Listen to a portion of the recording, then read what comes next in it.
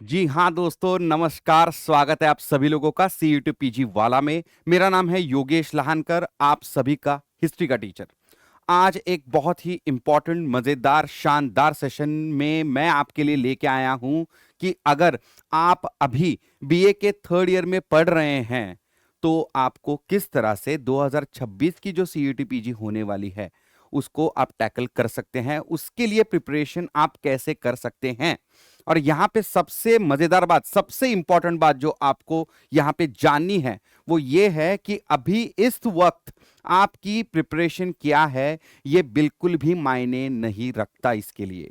जी हां, आपने बिल्कुल सही सुना। अगर आप समझते हो कि आपकी अभी बिल्कुल भी प्रिपरेशन नहीं है, आपको अभी BA हिस्ट्री के 2 साल हो चुके हैं आपके, लेकिन अभी आपको बिल्कुल भी कॉन्फिडेंस नहीं है कि मैं ये कर पाऊंगा या नहीं कर पाऊंगी, अगर आपको ऐसे लगता है तो ये बिल्कुल भी मैटर नहीं करने वाला। मैं समझाऊंगा आपको और विथ प्रॉपर प्रूफ और एविडेंस के जरिए मैं आपको यह समझाऊंगा। ठीक है, मैं कभी भी विदाउट एविडेंस बात नहीं करता। देखो, आपका हिस्ट्री का शिक्षक हूं, तो इस नाते हर चीज जो मैं कह रहा हूं उसका एक एविडेंस मुझे पेश करना बहुत जरूरी होता है।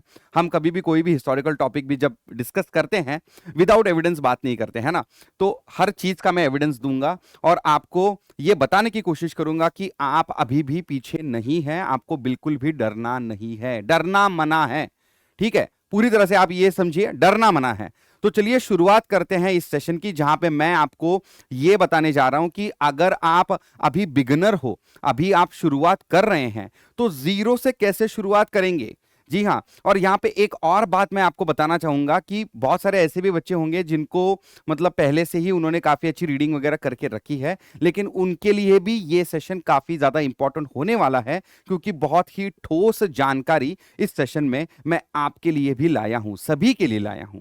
ठीक है, तो सेशन काफी इंपॉर्टेंट होने वाला है। तो चलिए आगे बढ़ते हैं, समझते हैं कि इस सेशन में हम लोग क्या सारी चीजें जो हैं डिस्कस करने वाले हैं। सबसे पहले तो देखिए, lessons to be learn from CUET PG history 2025 examination. और यहां पे जो आपका हिस्ट्री का 2025 का जो पेपर हुआ है, बहुत सारे बच्चों ने मुझसे ये कहा है कि सर ये पेपर इजी जो है बिल्कुल ही नहीं था। तो इसका मतलब ये है कि ज्यादातर क्वेश्चन जो थे वो मॉडरेट से लेके हार्ड थे। ठीक है, पेपर जो है अनकन्वेंशनल था, ये भी आप समझिए, अनकन्वेंशनल। अनकन्वेंशनल था मतलब जो कन्वेंशन यूजुअली फॉलो होता है, एक प्रकार से हम समझते हैं कि हाँ भाई वर्ल्ड हिस्ट्री से क्वेश्चंस नहीं आएंगे या फिर आएगा तो एक आध आएगा वगैरह, इस तरह का कुछ भी नहीं हुआ।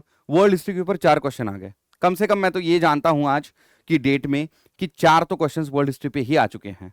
ठीक है, मैंने बच्चों से कहा भी था, जो 2025 के लिए मैं जिन बच्चों को गाइडेंस दे रहा था अपनी, उसमें उनको मैंने कहा था कि देखो हल्के में मत लेना, सिलेबस में है तो कहीं से भी क्वेश्चन आ सकता है। ठीक है, तो ये अनकन्वेंशनल क्वेश्चन पेपर पैटर्न भी निकला है। एक तरह से देखा जाए तो बहुत ज्यादा अब फैक्चुअल बन चुका है एग्जाम। ठीक है, ये सारे लेसन्स हैं जो हमने अभी लर्न किए हैं 2025 से। ठीक है, तो एक बहुत ही इंपॉर्टेंट बात जो मैं अभी आपको कहूंगा वो ये है कि एग्जाम से कुछ भी उम्मीद ना रखना, ये सबसे अच्छी उम्मीद लेके आप जाओगे एग्जाम में। ठीक है, थोड़ा सा मतलब अटपटा लग सकता है आपको, लेकिन जी हाँ ये सच बात है। कुछ भी मतलब एक्सपेक्टेशंस ना लेके जाना और खुद को अच्छी तरह से प्रिपेयर करके जाना, ये बहुत इंपॉर्टेंट होता है। ठीक है, तो यही 2025 का एग्जाम हमें सिखा के गया है। आई होप आप सभी लोग इसमें मेरे से सहमत होंगे। अगर नहीं है तो प्लीज आप कमेंट करके बताइए कि क्यों आप मेरे से सहमत नहीं हैं, कि आपको क्या लगता है कहां पे मेरा ये जो एनालिसिस है, मोटा मोटी जो एनालिसिस है वो गलत जा चुका है। ठीक है, वो भी आप बता दीजिए। और इसके अलावा मेरा एग्जाम एनालिसिस का जो वीडियो है वो भी अभी लाइव है हमारे चैनल पे, तो वो भी जरूर देखिएगा, उससे भी आपको बहुत अच्छी जानकारी मिलेगी। ठीक है, आगे दूसरा चीज है कि भाई देखो कहां से स्टार्ट करें। बहुत सारे बच्चों को है ना ऐसे कहते हैं कि well begun is half done, जो अच्छी तरह से शुरुआत करता है उसका आधा काम वहीं पे हो जाता है। बहुत सारे बच्चों को यही समझ में नहीं आता शुरुआत कहां से करें। ठीक है, तो एक शुरुआत कहां से करनी है वो भी मैं यहां पे बता दूंगा आपको। ठीक है, तीसरी चीज, सिर्फ शुरुआत नहीं करनी है, आगे कैसे बढ़ना है, हाउ टू प्रोसीड, आगे कैसे बढ़ना है। सिर्फ शुरुआत कर दी, ऐसा होता है कि बहुत बार मतलब ये एक मराठी में हमारे एक फ्रेज भी है कि पहले आते हैं घोड़े पे फिर गधे पे निकल निकल लेते हैं।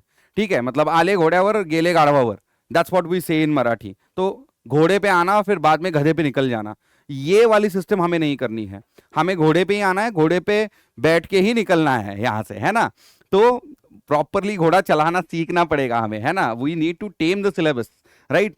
तो किस तरह से प्रोसीड करना है ये भी हमें समझना पड़ेगा। और lastly, how can I ensure maximum output and success, ये जो सारी चीजें हम लोग अब एक साल यहां से करने वाले हैं, ताकि इंडिया के प्रीमियर इंस्टीट्यूट्स में आप एमए हिस्ट्री कर पाएं या फिर पोस्ट ग्रेजुएट इन हिस्ट्री का कोई कोर्स आप कर पाएं।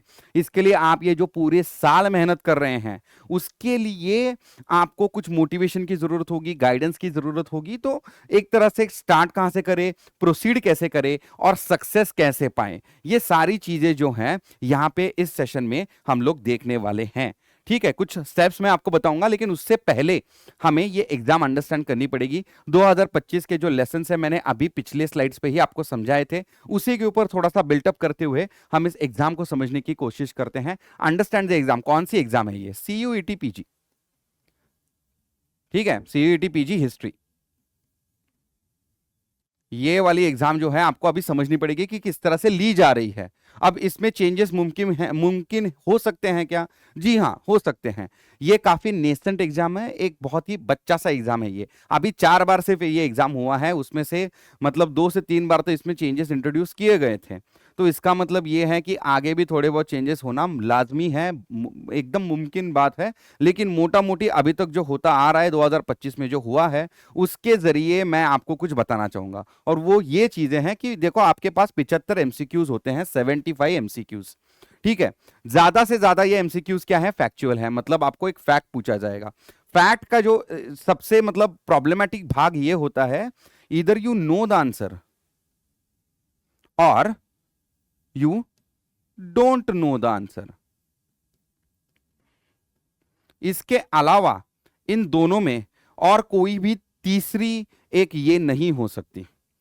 अगर आप कंफ्यूज हो, इसका मतलब यह है कि आपको वो फैक्ट जो है शायद ठीक से याद नहीं आ रहा है, ठीक है। तो इसकी 2 संभावनाएं हैं, आपको या तो वो फैक्ट पता है या नहीं पता है, और ज्यादातर क्वेश्चन फैक्चुअल ही है।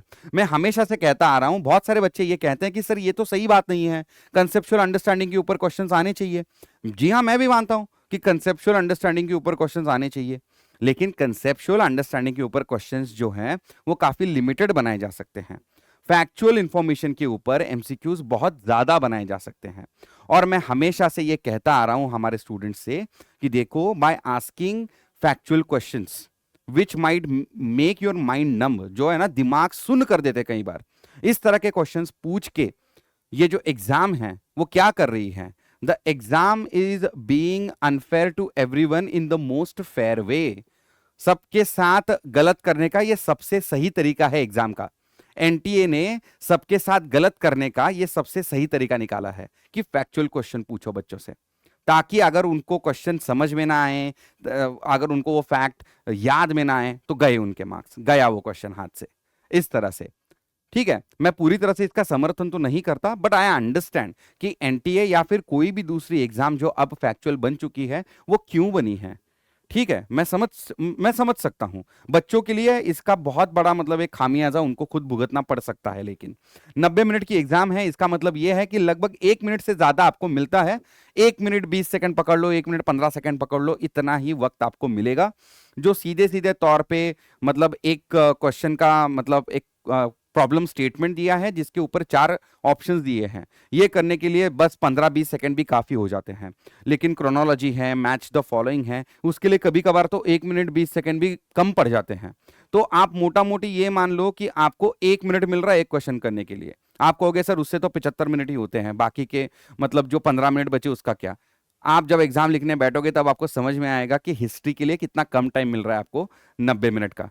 ठीक है, हाँ। तो चलिए, अभी तक तो मैंने ये जाना था 22, 23 और 24 की जो एग्जाम थी उसके ऊपर सब लोग कहते थे कि एग्जाम जो आती थी 22 से लेके 2022 से लेके 24 तक जो है इजी टू मॉडरेट आता था पेपर। लेकिन अब 2025 में मैंने जैसे आपको कहा ये मॉडरेट टू हार्ड आया है पेपर। ठीक है, तो ये जो है इसी वजह से मैंने लिखा है मॉडरेट टू हार्ड। 2025 में यही वाला पेपर आया था, मॉडरेट टू हार्ड। इसके अलावा ये मॉडरेट टू हार्ड क्यों बना है? देखिए मॉडरेट टू हार्ड इसलिए बना है क्योंकि ये जो ऑप्शंस उन्होंने आपको दिए हैं एग्जाम्स में, वो भी अब आपकी मदद करना बंद कर चुके हैं। एक तरह से देखा जाए तो बहुत सारे बच्चे एलिमिनेशन मेथड का इस्तेमाल करके बहुत बार सही आंसर्स पे पहुंचने की कोशिश करते हैं। ठीक है, जो कि सही भी बात है। ऐसा मतलब विश्व में कोई नहीं होगा जो ये कह देगा कि हर एग्जाम में आने वाला हर हिस्ट्री का क्वेश्चन मुझे आता हो, कोई नहीं होगा ऐसा, है ना। तो ऐसे में एलिमिनेशन मेथड जो है काफी अच्छी होती है। एलिमिनेशन मेथड का भी इस्तेमाल ना कर पाए, इसकी वजह से ऑप्शन अब बनाने की शुरुआत अब हो चुकी है। सीईटी पीजी में बहुत सारे बच्चों ने यह कंप्लेंट करी है कि सर ऑप्शंस भी अब हमारी हेल्प करना बंद कर दिए हैं। तो ऐसे में बहुत ज्यादा दिक्कतें आने वाली हैं आगे चल के। ठीक है, हाई कट ऑफ्स हैं। अगर आपको प्रीमियर इंस्टीट्यूट, जैसे कि अगर आप कहते हैं कि मुझे Jawaharlal Nehru university, DU, BHU, यहां पे एडमिशन चाहिए, तो बहुत ज्यादा कट ऑफ जा रहा है। आप कैटेगरी वगैरह की बात मत कीजिएगा, मैं ये कह रहा हूं कि कोई भी कैटेगरी ले लो, कट ऑफ काफी हाई जा रहा है, कट थ्रोट कंपटीशन है। तो ये रहा आपका पूरा, मतलब ये जो सीयूटी पीजी हिस्ट्री का जो एग्जाम है, वो अभी 2025 के बाद जो हमने लेसन्स लर्न किए हैं और जो कुछ भी एग्जाम का अभी तक जो एक चित्र हमारे सामने उभर के आ रहा है, वो ये है। तो ऐसे में आपको क्या करना चाहिए, ये जानने की अब हम लोग यहां पे कोशिश करने वाले हैं। I hope you all are still with me और आप समझ रहे हो कि किस तरह से एग्जाम ली जा रही है। अगले स्लाइड पे मैंने आपको यह बताने की कोशिश की है कि किस तरह से कैंडिडेट्स की जो संख्या है वो बढ़ती चली जा रही है। अगर आप 2022 का डेटा देखेंगे तो 2022 का अगर हम देखेंगे तो देखिए लगभग 6 लाख स्टूडेंट्स ने फॉर्म भरा था, जिसमें से 3,34,997 स्टूडेंट्स यानी लगभग 50 या 51% बच्चों ने ये एग्जाम दिया था। ठीक है, और तब भी कट ऑफ काफी हाई गया था। अगली बार जब 2023 में एग्जाम हुआ तो बम्पर मतलब फॉर्म्स भरे गए, ये देख सकते हैं आप। 8,77,000 बच्चों ने फॉर्म भरे हैं, जिसमें से 5 लाख लगभग 40,000 बच्चों ने ये एग्जाम दिया था। ये लगभग आ जाता है आपका 61%। ठीक है, और देखिए बाद में एकदम से एक जंप आ गई है। यहां पे आप देख सकते हैं ओवरऑल जो बच्चों ने फॉर्म भरे थे उनकी संख्या कम हो गई है। तो 8,77,000 थी 2023 में, 24 में ये घट के हो गई 7,68,000। ठीक है, लेकिन जो बच्चे एग्जाम दे रहे हैं वहां पे इजाफा मिला, देखने को मिला है। तो 5,77,000 बच्चों ने ये एग्जाम दिया है 2024 में। ठीक है, तो ये होता है लगभग 75%। ठीक है, और यही ट्रेंड जो है वो हम अब एक्सपेक्ट कर रहे हैं 2025 के अंदर, जहां पे मैं एक्सपेक्ट कर रहा हूं कि 75% जो है फिर से एक बार जो है बच्चे इस एग्जाम को लिखने वाले हैं। ज्यादा भी हो सकते हैं 2025 में, मैं ये ही एक्सपेक्ट कर रहा हूं कम से कम। मतलब इसका ये है कि अगर 100 बच्चे फॉर्म भर रहे हैं तो 75 बच्चे सच में आके एग्जाम दे रहे हैं।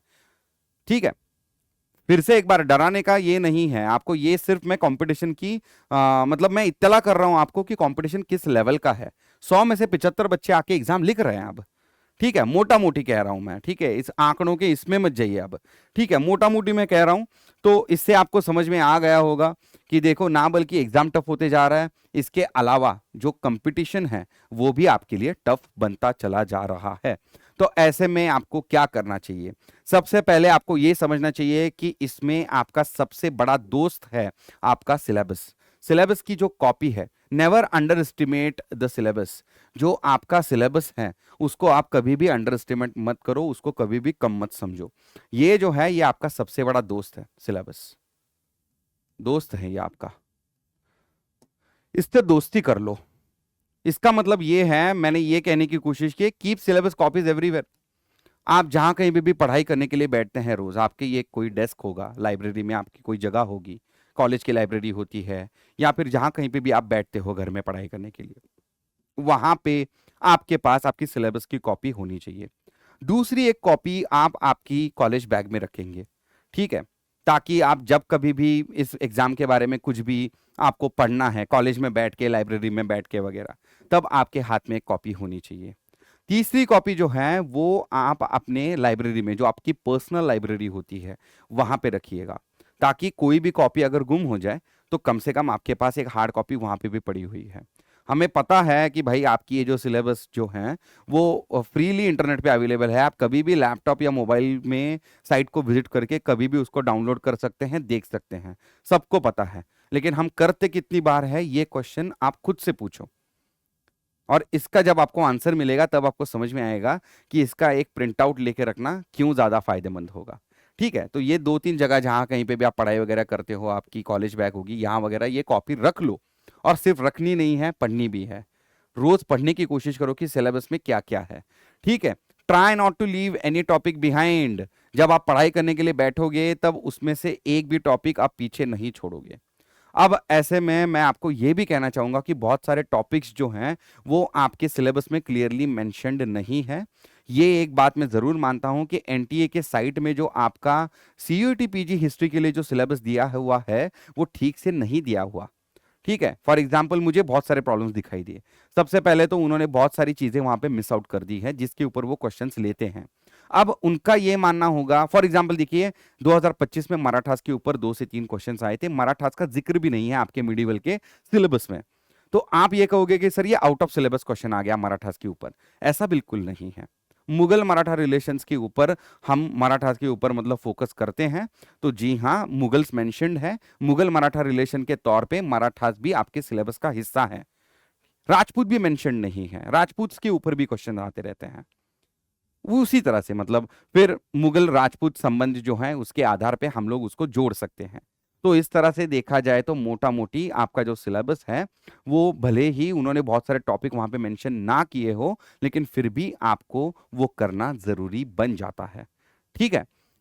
दूसरी एक बात मैं यहाँ पे ये कहना चाहूंगा कि कोई भी एक टॉपिक जो आपको लगता है कि आप उसमें बहुत ज्यादा अच्छे नहीं हैं, ऐसे टॉपिक को छोड़िएगा मत। आपके पास अभी 1 साल पूरा बाकी है। अभी आप लगभग बीए सेकेंड ईयर की एग्जाम दे के चिल मार रहे होंगे, मुझे पता है। तो बीए थर्ड ईयर में जाने से पहले मतलब आप ये एक काम कर सकते हो कि इस एग्जाम के बारे में पूरी जानकारी आप ले सकते हो, ताकि मतलब अगले 10 15 20 दिनों में जब आप पूरी जानकारी लेके बैठे हो, उसके बाद जब आप पूरे एक फोकस माइंड के साथ इस एग्जाम की जब तैयारी करना शुरू कर देंगे, तब आप पीछे मुड़ के नहीं देखेंगे। ठीक है। तीसरी बात देखिए, मैंने आपने मतलब इस चैनल के ऊपर एक ट्रेंड एनालिसिस का वीडियो लाया था आपके लिए। 2022 से लेके 2024 में कौन से टॉपिक्स के ऊपर क्वेश्चंस आए हैं, ये मैंने आपको एंशिएंट मिडिवल मॉडर्न, इसका 2022 23 24 एंशिएंट इंडियन हिस्ट्री, 2022 23 24 आपका medieval Indian history, 2022 23 24 modern Indian history, और 2022 23 24 आपका वर्ल्ड हिस्ट्री। इसके ऊपर मैंने एक बहुत ही सुंदर सा ट्रेंड एनालिसिस का वीडियो लाया था। प्लीज आप वो जाके देखिए ताकि आपको ये समझ में आ जाएगा कि किस तरह से क्वेश्चंस आ रहे हैं। मैं एक नया ट्रेंड एनालिसिस का वीडियो भी लाऊंगा जिसमें मैं 2025 भी उसमें ऐड करके एक पूरा आपको पिक्चर देने की कोशिश करूंगा। 2025 का पेपर अभी तक मिलना बाकी है, तब तक आपको राह देखनी पड़ेगी। ठीक है, लेकिन मैं जरूर लाऊंगा आपके लिए। तो ये ट्रेंड एनालिसिस आप देखिए, समझ में आएगा आपको कि कोई एक टॉपिक के ऊपर उनका कुछ खास मतलब लगाव सा तो है नहीं, किसी के ऊपर भी क्वेश्चन पूछ लेते हैं। एक जो बात मुझे यहां पे आपको बतानी है कि सीयूईटी पीजी में अनएक्सप्लोर्ड टॉपिक्स काफी है। अनएक्सप्लोर्ड टॉपिक्स जो है वो अभी भी काफी बचे हुए हैं। 2025 में बहुत सारे बच्चों ने मुझसे ये कहा कि सर लिथिक एज से, स्टोन एज से एक भी क्वेश्चन नहीं आया है। बहुत ही सुंदर टॉपिक है, बहुत ही बढ़िया टॉपिक है। पैलियोलिथिक, मीजोलिथिक, नियोलिथिक, चाल्कोलिथिक, सुंदर टॉपिक्स हैं। क्वेश्चंस क्यों नहीं आए किसी को नहीं पता। मैं कहता हूं इनको अनएक्सप्लोर्ड टॉपिक्स। सिर्फ 75 क्वेश्चंस पूछने की अनुमति है एनटीए को, कोई ना कोई टॉपिक छूटना ही वाला है। अब की बार लिथिक एज के ऊपर कोई सवाल नहीं आया, इसका मतलब ये नहीं है कि आगे नहीं आएगा, जरूर आएगा। चाल्कोलिथिक के ऊपर एक बार सवाल आके गया है। स्टोन एज के ऊपर भी जनरल क्वेश्चंस आके गए हैं, जो ज्यादातर मैं कहता हूं कि एक्चुअली में थोड़े से फैक्चुअल भी थे और थोड़े कंसेप्चुअल भी थे। उस तरह के क्वेश्चंस आके गए हैं। ठीक है, तो बताने की मोटा मोटी बात यह है कि अनएक्सप्लोर्ड टॉपिक्स जो हैं आपके सिलेबस में बहुत ज्यादा हैं। ये भी बात आपको ध्यान में रखनी पड़ेगी। अगला है कि भाई देखो एग्जाम काफी वोलेटाइल बन चुका है, हमें पता ही नहीं है कि एग्जाम में एग्जैक्टली आएगा क्या। अगर आपको कोई भी ऐसा बंदा मिलता है जो कह रहा है कि मुझे पता है एग्जाम में कौन से क्वेश्चंस आने वाले हैं, किस टॉपिक से आने वाले हैं, बिल्कुल झूठ बोल रहा है। बिल्कुल, अगर मैं भी कल आपको उठ के बोलूं कि मुझे पता है एग्जाम में क्या आने वाला है, मैं भी झूठ बोल रहा हूं। ठीक है, सारे लोग जो क्लेम कर रहे हैं इस तरह की बातें, बिल्कुल झूठ होता है। किसी को कुछ पता नहीं है एग्जाम में कौन से क्वेश्चंस आने वाले हैं। तो हम क्या कर सकते हैं, हम सिर्फ कंटेंट रिच बन सकते हैं। इसका मतलब यह है कि आपको पूरा का पूरा जो सिलेबस है वो याद रखना है, और कोई भी टॉपिक जो है पीछे नहीं छोड़ना है, सबकी तैयारी करनी है। हमें रूड सरप्राइजेस भी मिले हैं सिलेबस से। जैसे कि मैंने कहा, अभी 2025 की एग्जाम में वर्ल्ड हिस्ट्री के ऊपर बच्चों ने सोचा था क्वेश्चंस नहीं आएंगे। 22, 23 और 24 ये तीन जो संस्करण हुए थे सीयूटी पीजी हिस्ट्री के, उसमें 3 क्वेश्चंस आए थे कुल मिला के। और मेरे ख्याल से 2023 में तो वर्ल्ड हिस्ट्री के ऊपर अंडा 0 क्वेश्चंस थे, अंडा था 2023 में। 2024 में 1 क्वेश्चन आया था, और अब 2025 में अचानक से 4 क्वेश्चन आ गए। मैंने एक पूरा 1.5 घंटे का सेशन लिया था, जहां पे मैंने बच्चों से हाथ जोड़ के विनती की थी कि देखो यार, वर्ल्ड हिस्ट्री जो है बहुत आसान क्वेश्चन आते हैं। हाथ जोड़ के विनती करता हूं, आपकी ग्रेड 9 की जो न्यू एनसीईआरटी है और आपकी ओल्ड एनसीईआरटी अर्जुन देव की 9, 10 की वगैरह, वो पढ़ के जाना, नॉर्मन लोव पढ़ के जाना, मास्टरिंग द वर्ल्ड हिस्ट्री। इसके ऊपर ही आपका पूरा काम हो जाएगा, ज्यादा करने की जरूरत है नहीं। ज्यादातर क्वेश्चन आपके वर्ल्ड वॉर पे आते हैं, इसमें भी सेकेंड वर्ल्ड वॉर पे आते हैं। जो 3 क्वेश्चन अब तक पूछे गए थे 22, 23 और 24 में, 2 क्वेश्चन सेकेंड वर्ल्ड वॉर पे थे। ठीक है, तो इसका मतलब ये है कि भाई ओवरऑल जो आपको समझना चाहिए, एग्जाम का नेचर जो है वोलेटाइल है, रूड सरप्राइजेस मिल रहे हैं बच्चों को एग्जाम्स में जाके। ठीक है, और ये सिर्फ मैं सीयूटी पीजी की बात नहीं कर रहा हूं, समझदार को इशारा काफी है, यही हमें आगे भी फेस करना पड़ेगा। ठीक है, being prepared from 360 degree angle is expected. 360 degree से आपको प्रिपरेशन करनी पड़ेगी। इसका मतलब यह है कि जो सेकंड पॉइंट बोला था, try not to leave even a single topic behind. आपको एक भी टॉपिक छोड़ना नहीं है, सब टॉपिक्स प्रिपेयर करके जाना है। इसमें से क्वेश्चन नहीं आएगा, अरे इसमें से तो नहीं आया है, ऐसे नहीं करना है। ट्रेंड एनालिसिस का उपयोग आपको किस तरह से करना है कि कहाँ पे ज्यादा फोकस करके पढ़ाई करनी है, क्योंकि इसके ऊपर ऑलरेडी क्वेश्चन। एग्जाम्पल के तौर पे बताता हूं, चोलास करके ही जाओगे, हर बार चोलास के ऊपर क्वेश्चन आता है। विजयनगर करके ही जाओगे, हर बार क्वेश्चन आता है। संगम करके ही जाना है, भले ही 2025 में बच्चे कह रहे हैं क्वेश्चन नहीं था संगम पे, लेकिन संगम पे हर बार क्वेश्चन आता है। संगम साहित्य करके ही जाना पड़ेगा। ठीक है, तो ये सारी चीजें होती हैं। तो never under estimate the syllabus, ये आपके लिए एक बहुत इंपॉर्टेंट स्टार्टिंग पॉइंट हो सकता है। स्टेबिलिटी इन रिसोर्सेस और योर सोर्सेस इज मस्ट, ये जो है प्रोसीड कैसे करें इसमें से आता है। तो ये रहा आपका स्टार्टिंग पॉइंट, ये सिलेबस वाला जो था ये आपका स्टार्टिंग पॉइंट है, स्टार्टिंग पॉइंट है ना। और अब हम लोग आगे बढ़ेंगे, प्रोसीड कैसे करेंगे वो देखते हैं। सिलेबस जो है आपका, उसके उसमें जो सोर्सेस आप यूज करोगे सिलेबस पढ़ने के लिए, वो सोर्सेस जो हैं ये प्रोसीड करेंगे यहां से हम। आपके सोर्सेस क्या होने चाहिए और उसमें किस तरह की स्टेबिलिटी जो है मैं आपको कह रहा हूं होनी चाहिए, ये हम लोग यहाँ पे डिस्कस करने वाले हैं। सबसे पहले तो आप ये समझिए कि preparation for CUET PG in 2020 for 2025 in 20 days, ये वाला जो मेरा सेशन है वो आप जल्दी से देख लीजिएगा। अब आप ये कहोगे कि सर ये 20 डेज वाली स्ट्रैटेजी है, हम क्यों देखें, 20 डेज को बाजू में रखो। 20 डेज को बाजू में रखो, उसमें जो बात की गई है वो बहुत इंपॉर्टेंट की गई है। उसमें मैंने आपको यही कहा है कि देखो यार, ग्रेड 6 टू ग्रेड 12 की जो हिस्ट्री की जो ओल्ड एनसीईआरटीज है, ठीक है, जो पुरानी वाली एनसीईआरटीज है, और वो आसानी से आपको कहीं पे भी उपलब्ध हो जाएंगी, हार्ड कॉपी, सॉफ्ट कॉपी, सब जगह पे। ठीक है, आपको पता है वो कहाँ से कैसे लेनी है, मैं ज़्यादा उसके ऊपर बात नहीं करूंगा। और उसके अलावा ग्रेड 6 टू 10 हिस्ट्री की जो न्यू एनसीईआरटीज है, ये आपकी बेसिक्स है, यहां से आप प्रोसीड करोगे, यहां से आप प्रोसीड करोगे।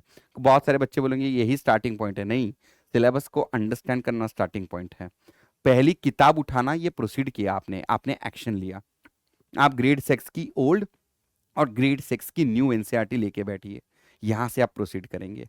ठीक है, तो यहां से grade 6 to grade 10 old NCERT, grade 6 to grade 10 new NCERTs, ऐसे आप प्रोसीड करोगे। फिर ग्रेड 11 12 की हिस्ट्री जो कि आपकी न्यू एंड ओल्ड एनसीईआरटीज है वो भी करोगे। न्यू में जो ग्रेड 11 की एनसीईआरटी इतनी ज़्यादा काम नहीं आएगी, उसको आप बाजू में रख सकते हो। ठीक है, तो ग्रेड 11 की जो न्यू एनसीईआरटी है वो छोड़ दो, बाकी सारी काम की है। ग्रेड 11 12 की फाइन आर्ट्स की जो एनसीईआरटीज है वो भी आपको पढ़नी पड़ेगी। उसमें से बहुत ही ज़्यादा इंपॉर्टेंट ग्रेड 11 की फाइन आर्ट्स की एनसीईआरटी, जिसका नाम है introduction to Indian art part 1। Grade 12 की जो है उसका नाम है introduction to Indian art part 2। Part 2 में पेंटिंग स्कूल्स के बारे में पूरी जानकारी है। पार्ट 1 में temple architecture, stupa architecture, Mauryan architecture, Cholas wax, Cholas bronze statues, ये वाली जो है वो काफ़ी इंपॉर्टेंट है। ठीक है, तो ग्रेड 11 की एक्चुअली में ज़्यादा इंपॉर्टेंट है ग्रेड 12 की फाइन आर्ट्स की जो एनसीईआरटी है, तो ये ज़्यादा इंपॉर्टेंट है, ये आप जानिएगा। ये जो है ग्रेड 11 12 में, जैसे मैंने कहा, ग्रेड 11 की जो न्यू एनसीईआरटी है उसको आप छोड़ दीजिए, लेकिन ग्रेड 11 एंड 12 की जो ओल्ड एनसीईआरटीज है वो आपके लिए बहुत ज़्यादा इंपॉर्टेंट होने वाली है। उसके बारे में हम लोग आगे वाली स्लाइड्स में बात करने वाले हैं। ठीक है, इसके अलावा एक बात आप जान लीजिए, रेफरेंस बुक्स जो हैं उनको आप मतलब जैसे कि इनका नाम ही सजेस्ट कर रहा है, रेफरेंस के तौर पे आप इनको यूज करेंगे। कोई भी माँ का लाल ये नहीं कह पाएगा कि भाई रेफरेंस बुक जो है पहले शब्द से आखिरी शब्द तक मैंने पढ़ ली, और अगर वो ऐसा करते बैठा तो उसका एग्जाम कभी क्लियर नहीं हो पाएगा। क्यों? क्योंकि बहुत बड़ी बड़ी है यार ये रेफरेंस बुक्स। अगर मैं आपको ये कहता हूं कि उपिंदर सिंह जी की जो एंशिएंट इंडिया की जो बुक है वो पढ़ लो, कितना समय लग जाएगा? 3 महीने तो यहीं पे निकल जाएंगे आपके, है ना? तो चलिए रेफरेंस बुक देखते हैं एंशिएंट इंडियन हिस्ट्री के लिए। जैसे मैंने कहा, रेफरेंस बुक को नाम की तरह लेना है, रेफरेंस लेना है इनका। बहुत ज्यादा डीप में ज्यादा जाके पढ़ाई करने की कोई जरूरत नहीं है। हम लोग हैं यहाँ पे आपकी मदद करने के लिए। हम लोग जाके डीप पढ़ाई करके आपके लिए सेशंस लाएंगे। ठीक है, मैं हूं आपके लिए। आप मेरे ऊपर थोड़ा भरोसा करना शुरू कर दीजिए अभी से। मैं आपको ये विश्वास दिलाना चाहूंगा कि ये जो रेफरेंस बुक्स है ये पढ़ के मैं आपके सामने आऊंगा, और जो कुछ भी आपने बेसिक की पढ़ाई की है एनसीईआरटी से, और ये जो अभी ग्रेड 11 की आपकी इंडिया एंशिएंट पास्ट, ये ओल्ड एनसीईआरटी है actually, R S Sharma ji द्वारा लिखित। ये जब आप पढ़ोगे उसके ऊपर का जो कुछ भी फैक्चुअल नॉलेज है या फिर कंसेप्चुअल अंडरस्टैंडिंग है वो देने के लिए योगेश लहानकर है आपके लिए। ठीक है, आगे ancient India in historical outline by DN Jha, ये जो है ये एक बार पढ़ के छोड़ दीजिएगा, रीड वंस। और रीड वंस क्यों बोल रहा हूं मैं? क्योंकि देखिए एक बहुत ही ल्यूसिड मैनर में, एकदम फ्लो में लिखी गई किताब है, पढ़ के मजा भी आएगा, थोड़ी ज्यादा इंफॉर्मेशन भी मिल जाएगी। A history of ancient and early medieval India by Upinder Singh, ये आपको strictly as a reference book use करनी है। पूरी की पूरी किताब पढ़ना मतलब खुद को एक ऐसे अंधकार में धकेलना जैसा है जहां से शायद आप 2-3 साल बाद ही वापस आ पाओ। ठीक है, तो ये मतलब पूरी की पूरी किताब रीड करना नहीं हो पाएगा। And ancient and medieval India by Poonam Dalal Dahiya, ये जो बुक है ये आपको pure and pure factual data जो है किस प्रकार से मतलब हम लोग एजिमुलेट कर सकते हैं उसके लिए यूज करने के लिए कहा है। इसमें एक और बुक भी आप ऐड कर सकते हैं purely from the factual data, तो वो है ancient India by VD Mahajan.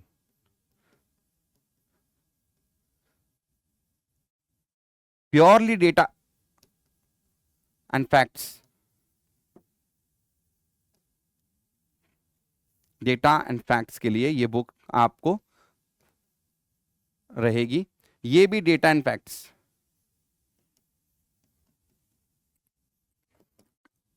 Concept आपकी ये जो रुपिंदर सिंह की किताब है, और ये आपका बेस रहेगी।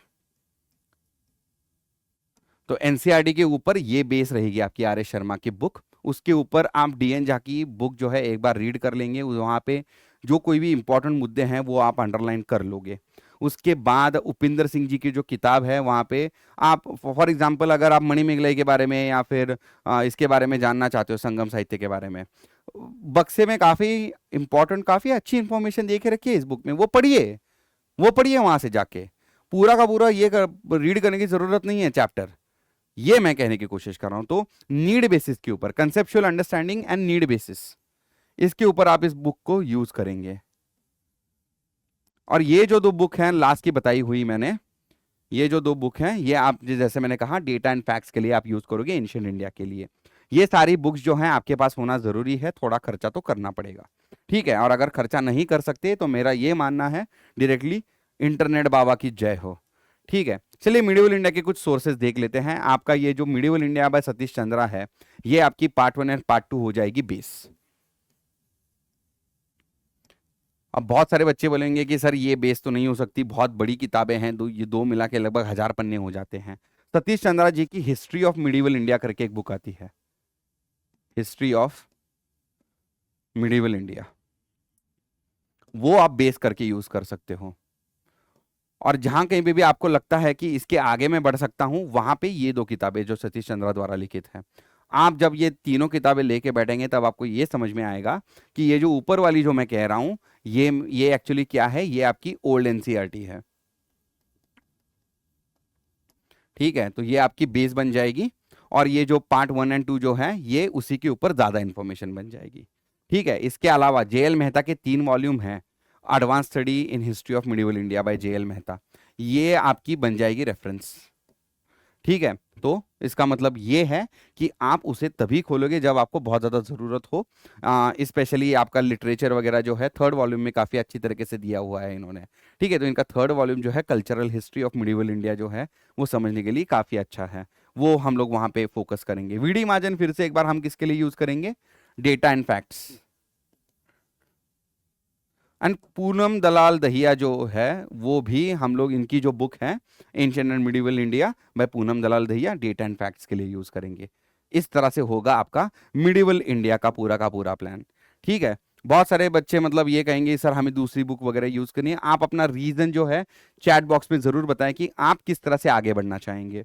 ठीक है, मॉडर्न इंडिया के लिए मैं कुछ बताना चाहूंगा। देखिए यहाँ पे फिर से एक बार इंडिया स्ट्रगल फॉर इंडिपेंडेंस मैंने बोला है, लेकिन इसके ऊपर भी एक किताब आती है, history of modern India, history of modern India bye Bipin Chandra, है ना। और ये है आपकी क्या, फिर से एक बार आपने ये कर लिया होगा, अभी गेस कर लिया होगा, ये क्या है, आपकी ओल्ड एनसीईआरटी है। ये आपकी ओल्ड एनसीईआरटी है। ये जो ओल्ड एनसीईआरटी है, ये क्या बनेगी, आपकी आपकी बेस बनेगी। ठीक है, उसके अलावा ये जो है बिपिन चंद्रा की इंडिया स्ट्रगल फॉर इंडिपेंडेंस, ये काफी घिसी पिटी पुरानी किताब है, इसको एज अ रेफरेंस बुक आप यूज कर सकते हो। लेकिन सबसे इंपॉर्टेंट जो आपकी रेफरेंस बुक रहेगी वो ये रहेगी, सबसे इंपॉर्टेंट है, यहां से सबसे ज्यादा क्वेश्चंस आ रहे हैं आजकल, शेखर बंदोपाध्याय जी की from Plassey to partition and after. ठीक है, प्लासी और उसके बाद का जो कालखंड है, ठीक है, और उसके बाद जो पार्टीशन वगैरह हुआ भारत का, उसके बारे में ये बुक है, बहुत ही ज़्यादा इंपॉर्टेंट है। ये भी आप एक रेफरेंस बुक के तौर पे इस्तेमाल करेंगे। मेरे ख्याल से आपने history of modern India bye Bipin Chandra old NCERT जो है, उसको अगर बेस बनाया, तो उसके बाद आप directly from Plassey to partition and after, ये जो बुक है शेखर बंदोपाध्याय की, उसको आप as a reference book please use कीजिएगा। आप पूरी तरह से इंडिया स्ट्रगल फॉर इंडिपेंडेंस को ड्रॉप भी कर सकते हैं। क्यों कह रहा हूं मैं ऐसा, क्योंकि brief history of modern India by Rajiv Ahir जो है, ये एक्चुअली में एक ऐसी किताब है जो राजीव अहिर सर ने इंडिया स्ट्रगल फॉर इंडिपेंडेंस को ही मद्देनजर रखते हुए लिखी थी। तो इस बुक का हम लोग इस्तेमाल किस लिए कर रहे हैं, डेटा एंड फैक्ट्स के लिए कर रहे हैं। तो एक तरह से देखा जाए तो ये जो है इंडिया स्ट्रगल फॉर इंडिपेंडेंस, ये राजीव अहिर सर की जो बुक है उसमें से कवर हो ही रहा है। तो इसीलिए मैंने कहा, क्यों, और ये किताब काफी बड़ी भी है, इतनी जाड़ी बुक है तो क्या ही करोगे, है ना। तो एक तरह से मैं ये कहने की कोशिश कर रहा था। तो इस तरह से आप एक प्लान बना के आगे बढ़ सकते हैं। अब वर्ल्ड के बारे में बात करते हैं, old and new NCERTs. Old NCERT में आपकी अर्जुन देव की जो है वो आएगी, अर्जुन देव। और न्यू में आपकी प्रिडोमिनेंटली ग्रेड 9 की आती है, ग्रेड 9 की। ठीक है, ग्रेड 9 की एनसीईआरटी आती है, जहाँ पे फ्रेंच रेवोल्यूशन दिया है, सेकेंड वर्ल्ड वॉर, हिटलर वगैरह, एंड रशियन रेवोल्यूशन, ये तीनों काफ़ी अच्छे तरीके से दिए गए हैं, वो आपको करने पड़ेंगे। अर्जुन देव की एनसीईआरटी में आपको रिनेसांस से आगे सब कुछ मिल जाएगा, वो भी काफ़ी इंपॉर्टेंट है। वर्ल्ड वॉर समझने के लिए आपको नॉर्मन लोव की जो किताब है, वर्ल्ड वॉर 1 और 2, दोनों के दोनों समझने के लिए मास्टरिंग मॉडर्न वर्ल्ड हिस्ट्री जो है किताब बाय नॉर्मन लो, वो यूज करने के लिए कहा गया है। ठीक है, और ओपन एजुकेशनल रिसोर्सेज, इसके अलावा अगर आपको लगता है कि भाई और भी मुझे ज़्यादा पढ़ाई करनी है, वैसे तो इससे ज़्यादा करने की कोई ज़रूरत है नहीं, लेकिन अगर आपको लगता है तो आप एक काम कीजिए, ओपन एजुकेशनल रिसोर्सेज है, मतलब जो फ्रीली अवेलेबल होते हैं उनका इस्तेमाल आप कर लीजिए। ठीक है, चलिए आगे बढ़ते हैं। अब एक दो तीन जो मुद्दे हैं वो बता के ये सेशन में अब खत्म करने वाला हूं। अब तक तो मैंने आपको बोला कि किस तरह से स्टार्टिंग करनी है, किस तरह से प्रोसीड करना है, लेकिन आपको सक्सेसफुल किस तरह से होना है ये बात अभी तक हमने डिस्कस नहीं करी है। तो यहाँ पे मैंने आपको सक्सेसफुल होने का जो एक मंत्र है वो देने की यहाँ पे मैं कोशिश करूंगा। तो यहाँ पे देखिए what are PYQs, previous year question paper जो होते हैं या प्रीवियस ईयर क्वेश्चंस जो होते हैं वो एग्जैक्टली है क्या, वो आप एक बताने की कोशिश कीजिए। मैंने आपके पास दो विकल्प यहाँ पे छोड़े हैं, ठीक है। सबसे पहले क्या PYQs जो हैं ये आपके रेफरेंस मटेरियल में आते हैं या फिर वो स्टडी मटेरियल में आते हैं, ये आपको बताना है। एक काम कीजिएगा, इस सेशन को यहाँ पे पॉज कीजिएगा और अपना जो उत्तर है ये चैट बॉक्स में डालिए। मुझे जानना है कि आप किस तरह से PYQs को देखते हैं। और कोई ये नहीं बोलेगा कि सर दोनों हैं।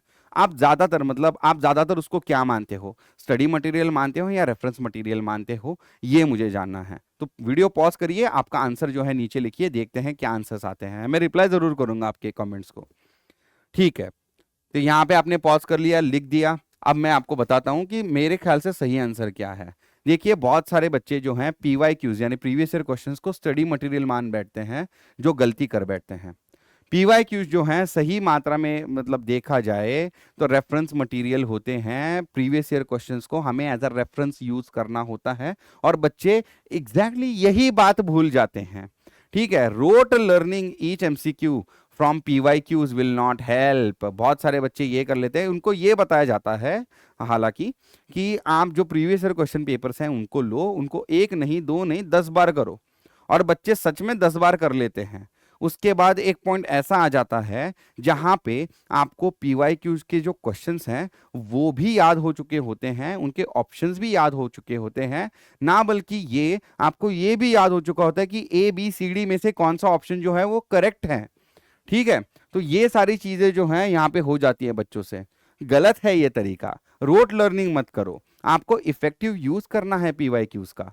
आप मेरे सेशंस देखिए, मैंने हर बार जब कभी भी कोई PYQ का सेशन आपके साथ लिया है तो वहां पे मैंने PYQ करवाया, उसका सही उत्तर दिया और उसके बाद एक उसका पूरा लंबा चौड़ा अच्छा सा हर एक ऑप्शन के ऊपर मैंने आपके साथ चर्चा की, उसका एनालिसिस किया।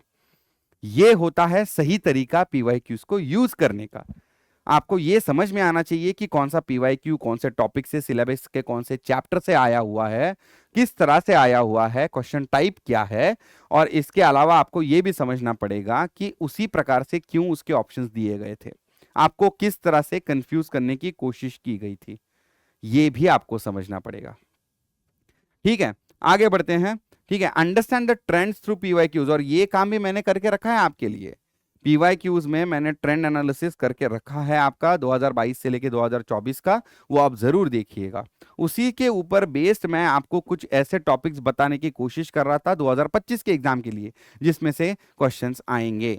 वर्ल्ड हिस्ट्री उसमें से ही एक था। मैंने बोला था बच्चों से अनएक्सप्लोर्ड एरिया है, वर्ल्ड हिस्ट्री के ऊपर क्वेश्चन आना तय है। मैं आज भी ये छाती ठोक के कहता हूं, आज नहीं तो कल लिथिक एज के ऊपर, स्टोन एज के ऊपर आपको 3 से 4 क्वेश्चन एक एग्जाम में ना देखने को मिले तो देख लेना, ठीक है। भले ही आज तक ना आए हुए हो लेकिन आएंगे। एक ऐसा क्वेश्चन, एक ऐसा एग्जाम हुआ था जिसमें 2 से 3 क्वेश्चन ऑलरेडी आके गए हैं, लेकिन बच्चे फिर भी कहते हैं कि सर लिथिक एज के ऊपर क्वेश्चन नहीं आते। मैं आपको बोल रहा हूं अनएक्सप्लोर्ड एरिया है, आएंगे क्वेश्चंस, जरूर आएंगे, ठीक है।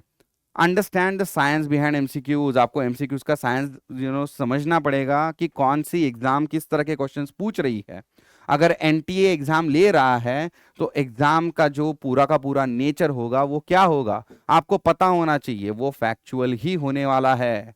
कंसेप्चुअल अंडरस्टैंडिंग के ऊपर क्वेश्चन नहीं पूछे जाएंगे, फैक्चुअल ही होगा, आपको पता होना चाहिए, ठीक है। तो कंसेप्ट मतलब क्या होता है एक MCQ के 3 मुख्य भाग होते हैं।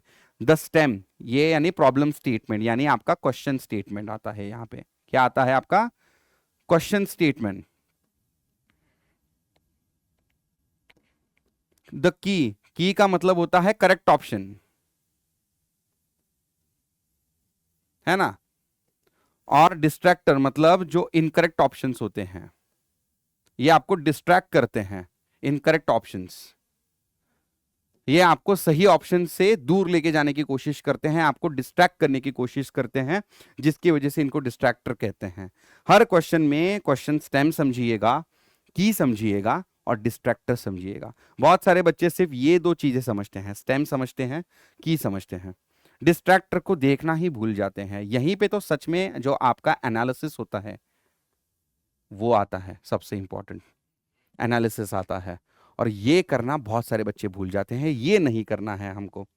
ठीक है, तो चलिए एक क्वेश्चन मैंने लिया है, एक एग्जाम्पल मैंने लिया है, तो आप अब इस क्वेश्चन को जो है पढ़िएगा, किस तरह से कॉम्पिटेटिव एग्जाम्स आपके साथ गेम खेल रही है। इसका एक बहुत ही अच्छा ऑप्शन मैंने यहाँ पे एक क्वेश्चन जो है मैंने लिया है। तो तहकीक हिंद करके किताब है, ठीक है, दो 1030 सीई में लिखी गई है। वो किसके द्वारा लिखित है? आपके पास यहाँ पे चार ऑप्शन हैं: इब्न बतूता, अल बिरूनी, शम्स शिराज अफीफ, अबुल फजल। कहीं पे भी सर्च किए बगैर जो बीए सेकेंड ईयर का अभी एग्जाम पास किए हुए बच्चे हैं, जो 2026 में अभी सीईटी पीजी का एग्जाम लिखने जा रहे हैं, बहुत ही स्ट्रेट फॉरवर्ड आसानी से आने वाला क्वेश्चन है ये, प्योरली फैक्चुअल है। इधर यू नो द आंसर और you don't know the answer. आपको याद है मैंने बोला था उस तरह का क्वेश्चन है। बताइए इसका आंसर क्या है? सेशन को पॉज कीजिए, चैट बॉक्स में उत्तर दीजिए। ठीक है, अभी मैं आपको आंसर देने से बचूंगा, अभी आगे चलते हैं। अब देखिए वही वाला क्वेश्चन है, हु रोट तहकीक हिंद इन 1030 सी। अब ऑप्शन देखिए: जावेद अख्तर, अल बिरूनी, सलमान रशीद एंड तस्लीमा नसरीन। अब आपको पता चल गया है कि शायद ऑप्शन अल बिरूनी था। जिनको बिल्कुल भी पता नहीं है उनको भी अब पता चल गया कि अल बिरूनी ऑप्शन है, क्योंकि ये एक इतिहासकार है, इतिहास में इनका नाम हमने सुना है। तो इन्होंने 1030 जी में किताब उल हिंद यानी तहकीक हिंद, किताब अल हिंद भी बोलते हैं इसी बुक को, वो लिखी होगी। ठीक है, इन्होंने लिखी है। जावेद अख्तर तो बॉलीवुड के बहुत बड़े स्क्रीन प्ले राइटर वगैरह हैं, लिरिसिस्ट हैं वो। सलमान रशीद एंड तस्लीमा नसरीन जो है, दोनों के दोनों राइटर ही हैं। ठीक है, तो इस प्रकार से अब यहाँ पे आपको ये जब दो क्वेश्चंस आपने देखे, आपको इमिडिएटली समझ में आ गया खेल जो है, क्वेश्चन तो सीधा है, स्ट्रेट फॉरवर्ड है, खेल खेला गया है आपके साथ ऑप्शंस में। ये जो है काफी आसपास वाले ऑप्शंस आपको दे दिए गए। अबुल फजल का अकबरनामा है, शम्स शिराज अफीफ का तारीख फिरोज शाही है, अल बिरूनी आपका करेक्ट ऑप्शन था, तहकीक हिंद या किताब उल हिंद इब्न बतूता का रियला है। इस तरह से अलग अलग क्वेश्चंस में आपको ऑप्शंस के जरिए कंफ्यूज किया जा रहा है। तो यहाँ पे देखिए डिस्ट्रैक्टर्स जो है काफी डिफिकल्ट थे। अगले वाले क्वेश्चन में क्वेश्चन सेम रहा, स्टेम जो है सही है, की जो है वो सही है।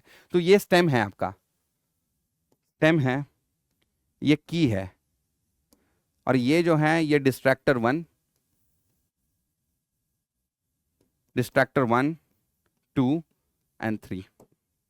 ठीक है, इस तरह से आपके साथ गेम खेला जाता है। आपको समझना पड़ेगा कि एग्जाम किस तरह से आपके साथ धोखाधड़ी कर रही है ना। धोखाधड़ी मतलब आपको फंसाने की कोशिश कर रही है। ठीक है, फाइनली अब आखिरी चीज के ऊपर आते हैं कि भाई ये तो चलो जान लिया किस तरह से शुरुआत करनी है, आगे कैसे बढ़ना है, सक्सेस के लिए क्या सब करना पड़ेगा, लेकिन आप में क्या होना चाहिए जिसके ऊपर आपकी सक्सेस जो है वो डिपेंड करेगी, वो यहाँ पे मैं बताने की कोशिश कर रहा हूँ। The one who is consistent with will come out on top. जो कंसिस्टेंसी दिखाएगा, जो कंसिस्टेंसी बरकरार रखेगा पूरे साल, वही सबसे टॉप पे आने वाला है। प्रीमियर इंस्टीट्यूट में उसी को एडमिशन मिलने वाला है। कंसिस्टेंसी जो है आप में होनी ही चाहिए। हार्ड वर्कर भी होना चाहिए, स्मार्ट वर्कर भी होना चाहिए। सक्सेसफुल कैंडिडेट उसी से बनते हैं। हार्ड वर्क ये है कि भाई आप रोज 2 3 4 घंटे जो आपने तय किया है उतना हार्ड वर्क करते हैं, उतना आप पढ़ाई करते हैं। स्मार्ट वर्कर वो है कि उस हार्ड वर्क में आप किस तरह से अपना काम जो है खुद के लिए आसान बनाते हो। ठीक है, तो hard worker and smart worker दोनों होना चाहिए। ज्यादा से ज्यादा आपको MCQs, PYQs and mock test attempt करने हैं, on a regular basis attempt करने हैं, और उनका एनालिसिस करना है। पीवाईक्यूज को किस तरह से हम लोग ठीक तरीके से यूज कर सकते हैं, ये हमने अभी अभी पिछली स्लाइड पे ही देखा है। एक ये भी बात होती है कि बहुत सारे बच्चे होते हैं, सर हमें तो हेल्प नहीं चाहिए, या कौन ही जाएगा मतलब हेल्प मांगने के लिए वगैरह, इस तरह के भी बहुत सारे बच्चे मैंने देखे हैं। The one who isn't shy about asking help will actually certainly get it from us. मैं हूं यहाँ पे, आप चैट बॉक्स में डालें आपको क्या चाहिए, उसके ऊपर मैं सेशन लेके आऊंगा, ये मेरा आपसे वादा है। आप बताएं तो सही कि आपको एग्जैक्टली चाहिए क्या। आप हेल्प मांगे। हेल्प मांगना कोई भी कमजोरी की निशानी नहीं है, ये बताता है कि आप एक इंसान हैं और आपको कहीं जगह पे हेल्प की जरूरत होती है। बचपन से लेके आज तक जो आप इतने बड़े हुए हैं, बहुत सारे लोगों ने आपकी हेल्प की है, भूलिएगा मत। ठीक है, माँ बाप जो है वहां से लेके हमारे जो भाई बहन, ये पूरा समाज कहीं ना कहीं हमारी हेल्प करता रहता है, जिसकी वजह से हम आज यहाँ तक पहुंचे हैं। ये बात आप बिल्कुल भी मत भूलिएगा। और लास्टली, पॉजिटिव माइंडसेट होना जो है बहुत ही इंपॉर्टेंट है। The one who has positive mindset will conquer the world और कॉन्कर एनी एडवर्सिटी। ठीक है, तो ये जो सारी चीजें हैं, ये आपको आप में ढाल लेनी चाहिए, जिसकी वजह से आप एक सक्सेसफुल कैंडिडेट बनोगे। ये सारी चीजें आप में होनी चाहिए। इसमें से बहुत सारी चीजें हम लोग आपको हमारे समर्थ एंड समर्थ प्रो 2026 के बैच में दे रहे हैं। किस तरह से, समझिएगा। कंसिस्टेंसी जो है हम आपसे इंश्योर करवाते हैं। आपको जो है हम लोग लाइव क्लासेस प्लस आपके रिकॉर्डेड क्लासेस दोनों आपको मुहैया करवाते हैं, है ना। हार्ड वर्क जो है, जी हाँ, आपको खुद करना पड़ेगा, आपको खुद पढ़ाई करनी पड़ेगी, लेकिन स्मार्ट वर्क जो है वो हम आपके लिए थोड़ा बहुत करके रख रहे हैं। क्लास नोट्स दे रहे हैं, डेली प्रैक्टिस प्रॉब्लम्स दे रहे हैं, आपका जो डाउट सपोर्ट है वो 24/7 एक्टिवेटेड है। आपको कोई भी डाउट हो, एक्सपर्ट से पूछ लो। मेरे जैसे बहुत सारे लोग हैं जो आपका डाउट सॉल्व करने के लिए बैठे हैं। ये सारी जो चीजें हैं वो भी हम लोग देते हैं। एमसीक्यूज, पीवाईक्यूज, जैसे मैंने अभी कहा, ट्रेंड एनालिसिस वगैरह, ये सारे सेशंस हैं हम आपके लिए लाते रहते हैं। टेस्ट सीरीज भी हम लोग आपके लिए लाएंगे। एक तरह से एग्जाम का जो वातावरण है वो आपको मिल जाएगा, जिसमें बैठ के आप एग्जाम दोगे तब आपको समझ में आएगा कि भाई, एक तरह से देखा जाए तो पूरी पढ़ाई हमने पेन पेपर पे की, अचानक से एग्जाम जो है वो कंप्यूटर पे होने वाला है। बहुत बड़ा एक गैप आ जाता है। बहुत सारे बच्चे जो हैं पेन पेपर वाले एग्जाम में अच्छा कर देते हैं, कंप्यूटर वाले एग्जाम में उनका जो है मनोबल अचानक से गिर जाता है। वो नहीं होना चाहिए। ये जो सारी चीजें हैं वो भी हम लोग आपको प्रोवाइड करते हैं। एंड नॉट बीइंग शाय, आप हमारे मेंटरशिप और गाइडेंस प्रोग्राम का लाभ उठाएं। वहां पे आके हमें पूछें कि किस तरह से आपको आगे बढ़ना चाहिए, आपको क्या दिक्कतें आ रही हैं। हम आपके लिए मेंटरशिप एंड गाइडेंस सेशंस जो हैं, जो both academic and non academic angle से आपको हेल्प करेंगे। तो इस तरह से हम लोग समर्थ में जो हम लेके आए हैं आपके लिए, समर्थ 2026 का बैच है एंड समर्थ प्रो 2026 का एक बैच है। समर्थ प्रो में आपको कुछ ज़्यादा चीज़ें मिलती है, जैसे कि बैच रिकॉर्डिंग्स जो है वो, मतलब जो नए बैचेस वगैरह लॉन्च होते हैं उसमें भी आपको एक्सेस मिलेगा, आपको टेस्ट सीरीज का भी एक्सेस मिलेगा, गाइडेंस एंड मेंटरशिप का एक्सेस मिलेगा। बहुत सारी ऐसी नई चीज़ें जो हैं समर्थ प्रो में ही उपलब्ध होती हैं। तो ये सारी चीज़ें जो हैं, इसका अगर आप ध्यान में रखते हो तो एक तरह से देखा जाए तो आपको सक्सेसफुल होने के लिए हम मदद करने के लिए बिल्कुल राजी है, बिल्कुल रेडी है, ये आप जान लीजिएगा। ठीक है, तो समरी में देखते हैं किस तरह से हम लोग मतलब अभी ये पूरा सेशन लेके आए हैं आगे। सीईटी पीजी हिस्ट्री जो है काफ़ी वोलेटाइल एग्जाम है। यहाँ पे ये जो एग्जाम है कोई नहीं बता सकता कि कहाँ से क्वेश्चन आ रहा है, कौन से टॉपिक से क्वेश्चन आ रहा है। टॉपिक्स भी अभी वो मतलब यहाँ वहाँ से भी क्वेश्चंस आ रहे हैं जो एग्जैक्टली आपके सिलेबस में मेंशन नहीं है, वगैरह वगैरह। ये जो सारी चीज़ें हमने देखी, हमने 2025 तक की जो सीईटी पीजी के एग्जाम्स के जो पेपर्स है वो देखे, तो उससे हमें ये लगता है कि भाई देखो, आपको कंटेंट रिच होना पड़ेगा। Content rich, B content rich, stop expecting anything from your examination कि हाँ भाई मैं ये करके गया हूँ, यहाँ से क्वेश्चन आना चाहिए, मैंने यहाँ की अच्छी पढ़ाई कर ली थी, इससे क्वेश्चन आया नहीं, मैं बहुत नाराज हो गया। ये मत करो। बी कंटेंट रिच, कहीं से भी क्वेश्चन आने दो, आप कंटेंट रिच होगे तो आपको उसका जवाब जो है वो आप जरूर दे पाएंगे, है ना। प्रॉपर एंड कंसिस्टेंट स्टडी जो है वो काफ़ी इंपॉर्टेंट है। आपको मेंटरशिप का भी ज़रूरत होगा, आपको एक्सपर्ट गाइडेंस की भी ज़रूरत होगी। हम हैं आपके हेल्प के लिए। योगेश लानकर ये आपको विश्वास दिलाना चाहेगा कि मैं हूं आपके लिए। ठीक है, 2026 की जो एग्जाम है उसके लिए एक स्मार्ट वे बन सकता है समर्थ एंड समर्थ प्रो 2026। ज़रूर आप इसके ऊपर फोकस कीजिएगा। Those who make effective use of PYQs will certainly come out on top। ये मैं आपसे करवाऊंगा, खुद मैं आपसे ये करवाऊंगा। ठीक है, तो PYQs का सही उपयोग किस तरह से करना है ये मैं आपको सिखाऊंगा मेरे सेशंस में। ठीक है, समर्थ में। The study that you put into this preparation will help you further in other competitive exams, क्योंकि आपको पता है CUET PG is just the first step. इसके बाद आपको बहुत सारे दूसरे कॉम्पिटिटिव एग्जाम्स जो हैं वो भी देनी पड़ेंगी जीवन में। UGC नेट हो, UPSC हो, स्टेट PSC हो या कोई और एग्जाम हो जो आप चूज करोगे, हर जगह पे हिस्ट्री का बोलबाला है। ठीक है। एंड लास्टली मार्क ट्वेन का ये सुंदर वाक्य है, उसके साथ मैं खत्म करना चाहूंगा ये सेशन। The secret of getting ahead is getting started. जी हाँ, अगर आपको आगे बढ़ना है जीवन में तो उसके लिए आपको शुरुआत करनी जरूरी है। जो शुरुआत करेगा वो जिंदगी में आगे बढ़ेगा। ये मार्क ट्वेन ने कहा था, बहुत बड़े इंग्लिश लेखक है। ठीक है, तो इसी के साथ मैं आपको सिर्फ यही कहना चाहूंगा, आपका होमवर्क क्या है? होमवर्क ये है कि आपको शांति बनाए रखनी है। Keep calm and start your preparation right now. ठीक है, अभी के अभी जो है आप सिलेबस डाउनलोड करें, उसकी प्रिंट आउट लें और अभी के अभी आप एनसीईआरटी वगैरह जमा करके अपनी प्रिपरेशन जो है स्टार्ट करें। ठीक है, so thank you and all the very best. मेरा नाम था योगेश लाहनकर। बहुत बहुत धन्यवाद कि आपने ये पूरा का पूरा सेशन यहाँ तक देखा, और मैं आशा करता हूँ कि ये सेशन जो देखने के बाद आपको ये जरूर समझ में आ गया होगा कि PYQs किस तरह से यूज करनी है, किस तरह से हम आपकी मतलब मदद कर सकते हैं, समर्थ एंड समर्थ प्रो क्या है, और किस तरह से CUET PG को आप बहुत ही इफेक्टिवली 2026 के लिए टारगेट और टैकल दोनों कर सकते हैं। थैंक यू वेरी मच बच्चों। फिर मिलते हैं फिर से एक बार ऐसे ही किसी बहुत ही इंपॉर्टेंट और बहुत ही इंफॉर्मेटिव सेशन में। Bye bye.